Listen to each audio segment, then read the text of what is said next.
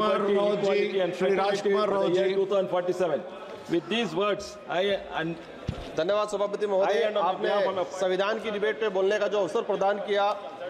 आज हमारे देश के लिए एक सबसे सर्वोच्च और सबसे शुद्ध ग्रंथ है संविधान।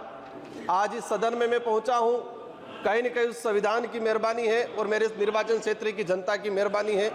मैं संविधान को नमन करते हुए, मेरे क्षेत्र की जनता को प्रणाम करते हुए मैं मेरी बात को रखना चाहूँगा। इस संविधान के अंदर प्रावधान किया गया है कि इस देश के अंदर रहने वाला प्रत्येक वर्ग और विशेषकर ध्यान रखा गया है जो इस देश का जो गरीब है तबका है और आदिवासी समुदाय हो, एससी समुदाय हो, उनके उद्धार के लिए प्रावधान किए गए संविधान के अंदर। लेकिन आज बड़े दुख के साथ कहना पड़ रहा है कि 75 वर्ष हो गए, लेकिन संविधान के अंदर जो आदिवासी समुदाय के हित में जो प्रावधान बने हुए हैं, अनुच्छेद 244(1) के अंतर्गत 5वीं अनुसूची, अनुच्छेद 244(2) के अंतर्गत 6ठी अनुसूची के तहत अनुसूचित क्षेत्र, जनजाति क्षेत्र के प्रावधानों को आज तक धरातल पे लागू नहीं किया गया है। ये इससे स्पष्ट होता है कि वर्तमान या पूर्व की सरकारें जो भी रही हो, उन सरकारों को आदिवासी समुदाय के हित में और संविधान के अंदर आदिवासियों के जो प्रावधान है उनके लिए क्या मानसिकता रही है। माननीय सभापति महोदय, हम लोग जब 5वीं अनुसूची और 6ठी अनुसूची के तहत हमारे विशेषाधिकार की बात करते हैं तो कई राष्ट्रीय पार्टियों के कई नेता 5वीं 5 के नाम से गुमराह करते हैं आम जनता को। बड़े दुख की बात है कि 5वीं अनुसूची और 6ठी अनुसूची क्षेत्र में रहने वाली आम जनता को आज तक इनके अधिकारों के बारे में नहीं बताया गया, नहीं पता चला उनको। माननीय सभापति महोदय, आज रिजर्वेशन का निजीकरण किया जा रहा है, ये भी एक संविधान पे कुटाराघात है। जातिगत जनगणना की लंबे समय से मांग चल रही है, जातिगत जनगणना नहीं हो रही है, यह भी एक संविधान पे कहीं न कहीं कुटाराघात है। मणिपुर की जो घटनाएं हुई है उससे भी यह सिद्ध होता है कि संविधान पे कहीं न कहीं कुटाराघात है। माननीय सभापति महोदय, इस अवसर पे मैं भीमराव अम्बेडकर जी, बाबा साहब, जयपाल सिंह मुंडा, नेहरू जी, ऐसे कई महापुरुषों को याद करना चाहूंगा जिन्होंने इस देश को शानदार संविधान दिया है। और इसी अवसर पे आज ही के दिन जो शहीद हुए सैनिक हैं, इनको भी नमन करना चाहूंगा। संविधान के प्रावधान के तहत पैसा एक्ट आया इस देश के अंदर, 1996 में पैसा एक्ट आया, आज 28 साल हो गए, लेकिन आज भी कई राज्यों में पैसा एक्ट के कानून नहीं बने हुए हैं।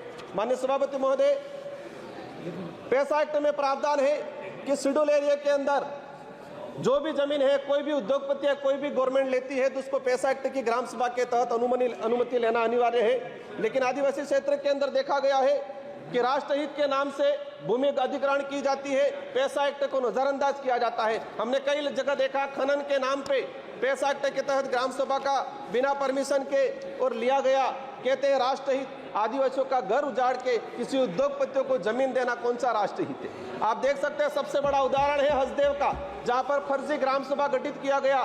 क्लियर है कि ये कहीं न कहीं पूरे संविधान की धज्जियां उड़ाने का काम किया गया है। माननीय सभापति महोदय, हम अगर देखना चाहें कि कितनी जगह पैसा एक्ट की ग्राम सभा की अनुमति ली गई, पिछले 10 सालों के अंदर कितने प्रोजेक्ट ट्राइबल इलाके में लागू किए गए और कितनी जगह पैसा एक्ट की ग्राम सभा ली गई है, 10 सालों का अगर डाटा निकाल के देखेंगे, दूध का दूध, पानी का पानी हो जाएगा।